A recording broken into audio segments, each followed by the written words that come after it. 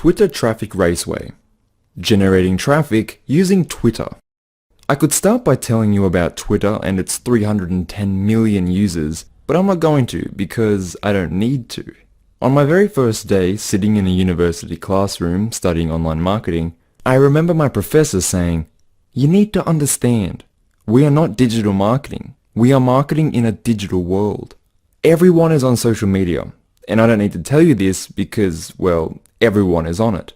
It is a self-evident, self-perpetuating truth." Okay, stay with me.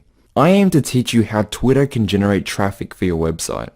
I don't just want to go over how to make your post better and build a following. I want to teach you the underlying theories behind digital marketing in the hope that, once you know them, you will understand not just the what, but the why. In this course, you'll have an in-depth, short, but insanely informative and beneficial lesson in exactly how you want to be using Twitter and how you can generate tons of traffic from the super powerful and gigantic platform. Digital marketing for conversions. What is my conversion? This is the first question you ask when undertaking any form of digital marketing. A conversion is when a reader, customer, member of your audience, whatever you want to call them, performs an action you deem beneficial for your business or enterprise as a whole. When asked this question, most people will respond, "Well, that's easy, I want to make sales." That is not a bad answer. The whole point of a profit-generating entity is, after all, to generate profit. But social media marketing is not about shoving your products down your audience's collective throats. If you treat Twitter as a billboard, people will tune out, unfollow, and you'll find yourself in a spam box. Twitter, Facebook, Pinterest, Google+, these are all social platforms. On them, you have to be sociable, and you need a sociable conversion. Common conversions: retweet, leave a like, directed a lead to your website, and comment. You might think this is really obvious. If you do, fantastic. It shows a natural aptitude for this kind of marketing. The call to action.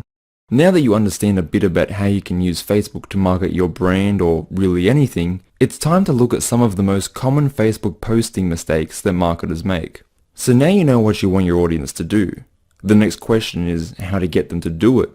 With that in mind, go to this website, www.clickonthings.com. The pictures are pretty enough, and some would even say it is well designed, but this site is a digital marketing failure. You can spend days clicking on the pictures, but what is this site's purpose? What does the site want the audience to do? There is no way of knowing. Click on Things is a great resource for what not to do. Imagine these pictures are tweets, one after another, page after page. This is what you are trying to avoid. Have a look at this graph from copyblogger.com. Quick definition by Daniel Nations. A retweet is simply a repost of another Twitter user's tweet on your own profile to show to your own followers. Like hashtags, retweets are a community-driven phenomenon on Twitter with the aim of making the service better and allowing people to spread discussion easier. Now the graph is simple to understand. It shows us the prevalence of the word please in retweets. Why are so many people saying please? Well, we say please when we ask for something, don't we? And that is exactly what is happening here. Whether they know it or not, these Twitter users are marketing for conversions. They are asking people to please retweet. Most retweetable words and phrases, from 1 through to 20.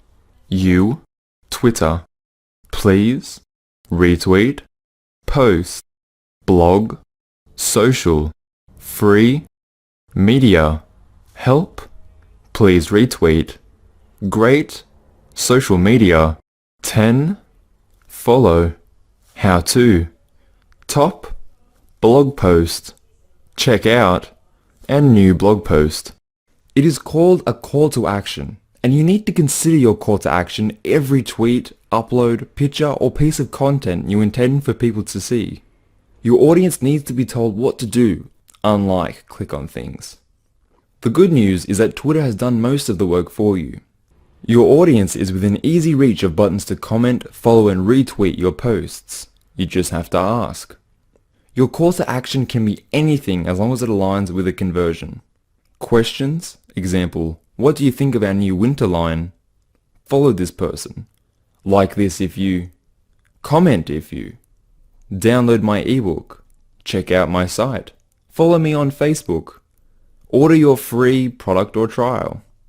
Twitter's data shows that tweets that ask for a follow increase responses by 258%. People love to participate.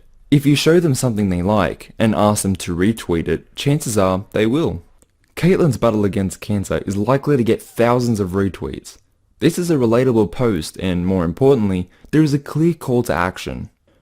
Bordering on clicktivism, the use of social media and other online methods to promote a cause, Oxford Dictionary, how could you not retweet this? By doing so, you are supporting a battle against cancer. Value creation on Instagram.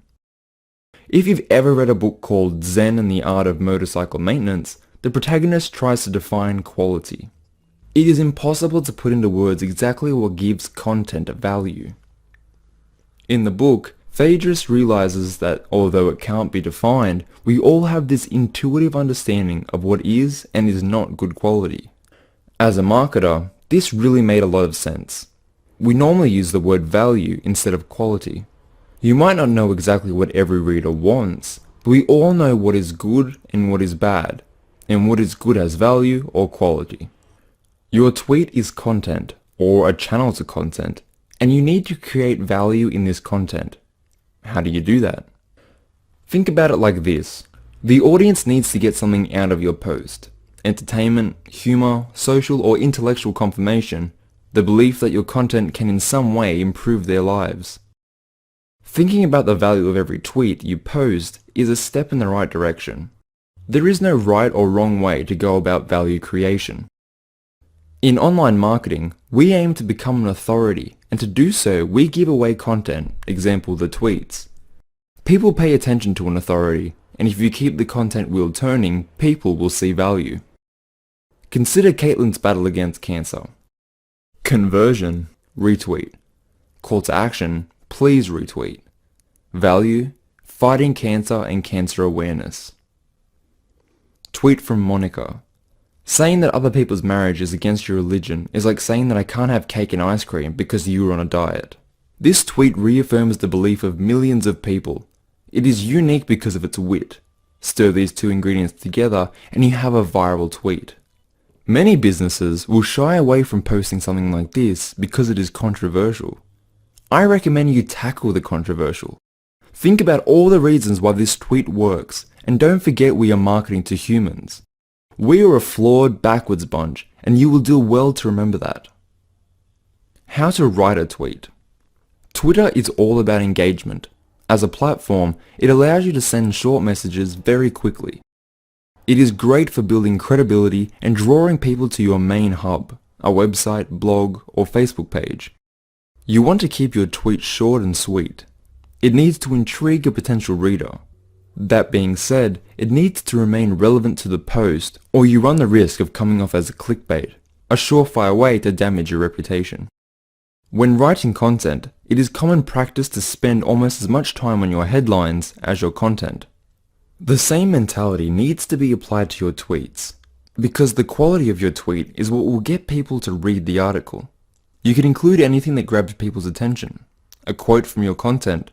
According to Twitter, a quote is 54% more likely to be retweeted. Relevant hashtags will display your tweet to people looking at similar topics.